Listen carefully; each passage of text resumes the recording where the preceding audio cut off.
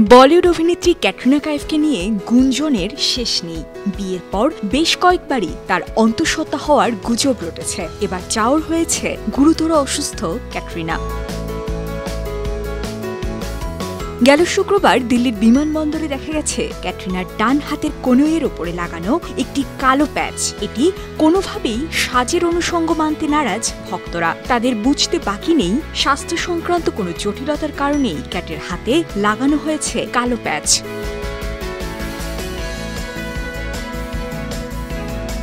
এমনটা দেখেই ভক্ত অনুরাগীদের মনে প্রশ্ন জেগেছে, ক্যাটরিনা কি অসুস্থ? গেল কয়েক মাসে বারবার শিরোনামে এসেছে নায়িকার অন্তঃসত্ত্বা হওয়ার খবর। শেষ পর্যন্ত সেটি গুজব বলেই প্রমাণিত হয়। কিন্তু দীর্ঘদিন বিদেশে পরিবারের সঙ্গে সময় কাটাচ্ছিলেন অভিনেত্রী। বিমানবন্দরে ক্যাটরিনার কনুইয়ের উপর লাগানো কালো প্যাচ দেখে অনেকেই ভাবছেন অভিনেত্রীর ডায়াবেটিক্স ধরা পড়েছে। সোশ্যাল মিডিয়া হ্যান্ডেল এক্সে এক ভক্ত মন্তব্য করেছেন, এটা ডায়াবেটিক্স প্যাচ, ক্যাটরিনা ঠিক আছেন তো?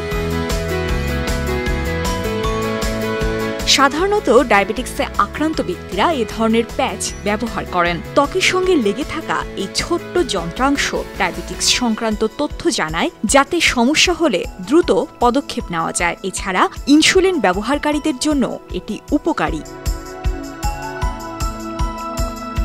অভিনেত্রীর ঘনিষ্ঠজনরা জানিয়েছেন, শারীরিক অসুস্থতার বিষয়ে খুবই সচেতন ক্যাট। হার্ট রেট, ক্যালোরি, ঘুমের ওপর নজর রাখতেই এই গ্যাজেট ব্যবহার করেন তিনি। তবে অনেকদিন পর্দায় বা কোনো অনুষ্ঠানে তাকে দেখতে না পেয়ে অনেকেই ধারণা করছেন হয়তো অসুস্থতায় ভুগছেন নায়িকা।